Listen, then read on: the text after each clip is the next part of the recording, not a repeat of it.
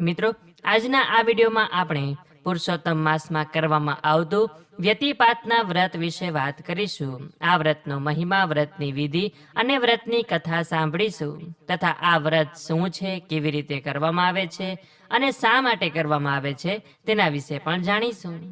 તો અંત સુધી મારી સાથે જોડાયેલા રહેજો. વિડીયો પસંદ આવે તો કોમેન્ટ સેક્શનમાં પુરુષોત્તમ માસ નિમિત્તે જય શ્રી કૃષ્ણ લખજો. અને જો આપ આ વ્યતિપાતનું વ્રત કરતા હોય તો અમને કોમેન્ટ સેક્શનમાં જરૂરથી જણાવજો. તો મિત્રો, આપણા ભારતીય શાસ્ત્રો અને પુરાણો અનુસાર ખાસ કરીને પુરુષોત્તમ માસમાં વ્યતિપાત વ્રતનો અત્યંત મહિમા ગાવામાં આવ્યો છે. આ યોગને સાધના, જપ અને દાન માટે સર્વોત્તમ માનવામાં આવે છે. શાસ્ત્રો અનુસાર કુલ 27 યોગ છે અને આ 27 યોગમાંથી વ્યતિપાત યોગને ખૂબ જ શક્તિશાળી માનવામાં આવ્યો છે.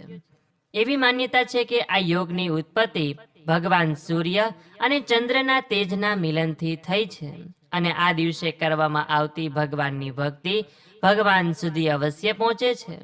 ખાસ કરીને પુરુષોત્તમ માસમાં જ્યારે આ યોગ આવે ત્યારે તે સુવર્ણ તક સમાન ગણાય છે. વ્યતિપાત વ્રત વિશે એવું કહેવાય છે કે જે વ્યક્તિ આ દિવસે સાચા મનથી ઉપવાસ અને ભક્તિ કરે છે તેના જન્મો જન્મના પાપનું શમન થઈ જાય છે. એટલે અજાણતા થયેલી ભૂલો અને પાપોના પ્રાયશ્ચિત માટે આ દિવસને ઉત્તમ ગણવામાં આવ્યો છે. એવું માનવામાં આવે છે કે આ દિવસે પિતૃના નિમિત્તે કરવામાં આવેલું દાન કે તર્પણ વિધિ એ આપણા પિતૃઓને તૃપ્તિ અપાવે છે. અને જો કોઈ વ્યક્તિ પિતૃદોષથી પીડાતી હોય તો આ યોગમાં ભગવાન વિષ્ણુનું પૂજન કરવાથી અને આ દિવસે વ્રત કરવાથી તે દોષમાંથી રાહત પણ મળે છે. કહેવાય છે કે સામાન્ય દિવસોમાં કરવામાં આવેલા દાન કરતાં આ વ્યતિપાત યોગમાં કરેલા દાનનું ફળ 1000 ગણું નહીં પરંતુ લાખો ગણું વધારે મળે છે. તો હવે આ વ્યતિપાતનું વ્રત કરવું કેવી રીતે? તો કહેવાય છે કે આ દિવસે સવારે વહેલા ઉઠી સ્નાનાદિક કાર્યોમાંથી પરવારીને ભગવાન વિષ્ણુ સમક્ષ આ વ્રતનો સંકલ્પ કરવામાં આવે છે. શક્ય હોય તો આજના દિવસે ઉપવાસ જ કરવામાં આવે છે. આજના દિવસે અનાજ લેવામાં આવતું નથી. એટલે આપ આજના દિવસે નિર્જળા ઉપવાસ કરી શકો છો, પ્રવાહી લઈને ઉપવાસ કરી શકો છો, ફળાહાર લઈને ઉપવાસ કરી શકો છો કે પછી ફરાળ લઈને પણ આ વ્રત કરી શકાય છે. દરેક વ્યક્તિ પોતાની યથાશક્તિ પ્રમાણે આ વ્યતિપાતનું વ્રત કરી શકે છે. અને આ વ્યતિપાત વ્રતમાં ભગવાન વિષ્ણુનું પૂજન કરવામાં આવે છે. ભગવાનની મૂર્તિ હોય તો પંચામૃતને શુદ્ધ જળથી સ્નાન કરાવી પીળા વસ્ત્રો, ચંદન અને તુલસીના પાન ભગવાનને અર્પણ કરીને ભગવાન સમક્ષ ઘીનો દીવો પ્રગટાવી ધૂપ દીપ કરવા, ભગવાનની આરતી કરવી, પ્રસાદ ધરાવો અને ત્યાં બેસીને વ્યતિપાત વ્રતની કથા સાંભળવામાં આવે છે. આ દિવસે ગાયને ઘાસ ખવડાવવું, ગરીબ જરૂરિયાતમંદ લોકોને યથાશક્તિ વસ્તુનું દાન કરવું તથા કાંસાના વાસણમાં ઘી કે મીઠાઈ ભરીને નિયાણાને, દીકરીને દાન કરવું એ ખૂબ જ મહત્વ ગણવામાં આવ્યું છે. સાથે જ આજના દિવસે ધાર્મિક પુસ્તકોનું વાંચન પણ કરવામાં આવે છે. ગીતાજી છે, રામાયણ છે, ભાગવત કથા છે તે વાંચવામાં આવે છે, સાંભળવામાં આવે છે. એટલે આ દિવસે આ કાર્યો કરવાથી, ભગવાન પુરુષોત્તમનું પૂજન કરવાથી, આરાધના કરવાથી આપણા અટકેલા કાર્યો પૂર્ણ થાય છે, આર્થિક મુશ્કેલી દૂર થાય છે અને પરિવારમાં શાંતિ જળવાઈ રહે છે. જે વ્યક્તિ નિસ્વાર્થ ભાવે આ વ્યતિપાતનું વ્રત કરે છે તેમને અંતે મોક્ષની પ્રાપ્તિ થાય છે. તો આવો આવા પુણ્ય પવિત્ર વ્રતની હવે આપણે કથા સાંભળીએ કે જેના વગર આ વ્રત અધૂરું ગણાય છે. તો હવે આપ સૌ લોકો મારી સાથે ધ્યાનપૂર્વક એકચિત થઈને મનમાં ભગવાનનું નામ સ્મરણ કરતા આ વ્યતિપાત વ્રતની કથા સાંભળે. તો બોલીએ પુરુષોત્તમ ભગવાન કી જય, શ્રી વિષ્ણુ ભગવાન કી જય. વ્યતિપાતની વ્રતકથા. એકવાર ચંદ્રમાને કુમતિ સૂઝી.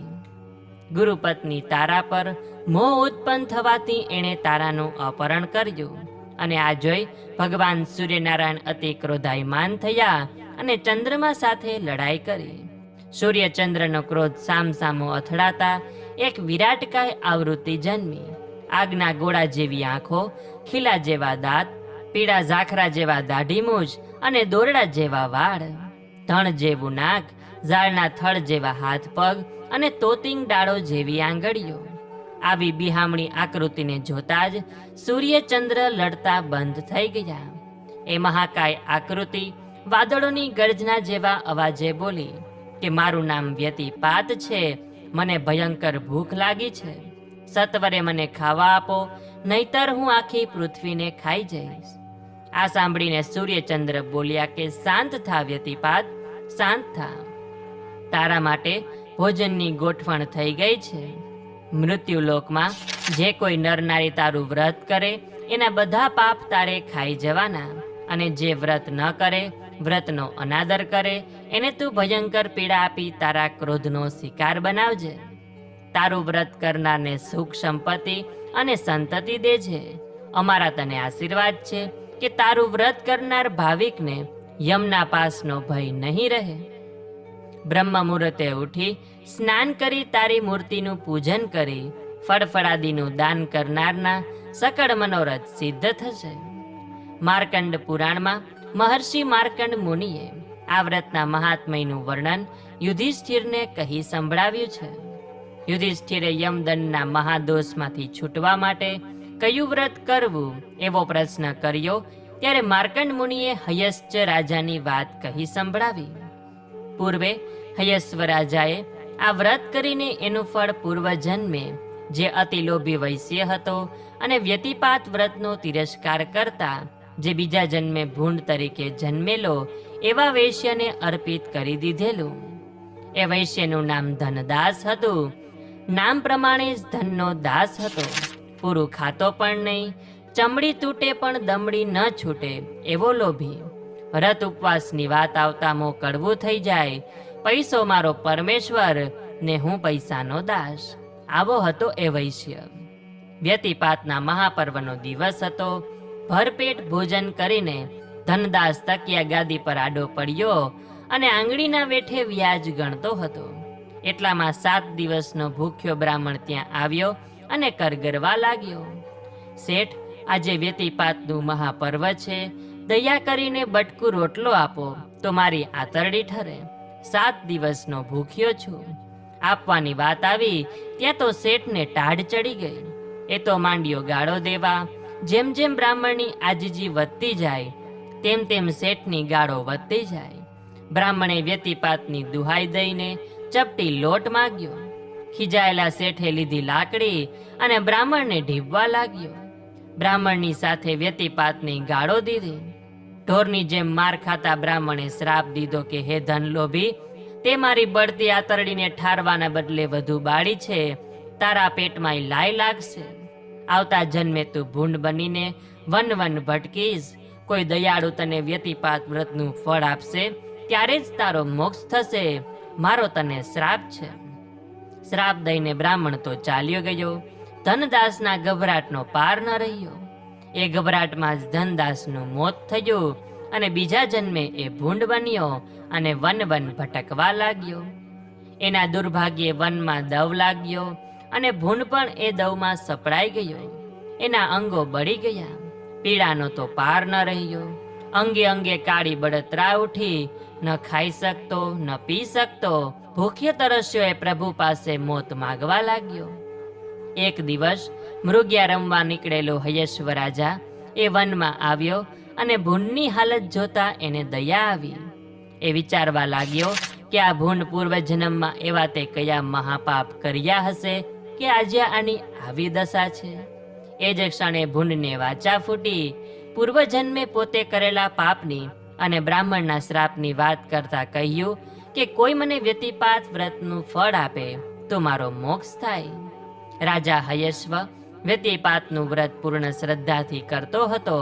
તત્કાળ એણે હાથમાં જળ લઈને સંકલ્પ કર્યો અને વ્રતનું પુણ્ય ફળ ભૂંડને આપ્યું. એ જ ક્ષણે વૈશ્ય ભૂંડના દેહમાંથી મુક્ત થયો અને રાજાને હાથ જોડીને સ્વર્ગે ગયો. વ્યતિપાત વિઘ્ન વિદારણ હરે સઘળા પાપ, વાસ થાય ગોલોકમાં પુણ્ય એનું અમાપ.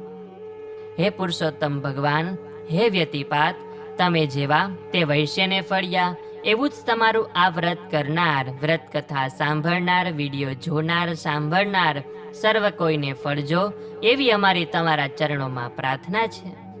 તો મિત્રો, આ કથા ઉપરથી આપણને એ શીખ મળે કે જ્યારે પણ આપણા આંગણે કોઈ ભૂખ્યું આવે, ગરીબ આવે તો તેને ખાલી હાથે પાછો મોકલવો ન જોઈએ.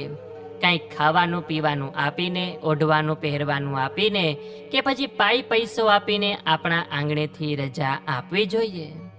જો કોઈ ભિક્ષુક આવે, યાચક આવે તો તેને યથાશક્તિ દાન પુણ્ય પણ અવશ્ય કરવું જોઈએ.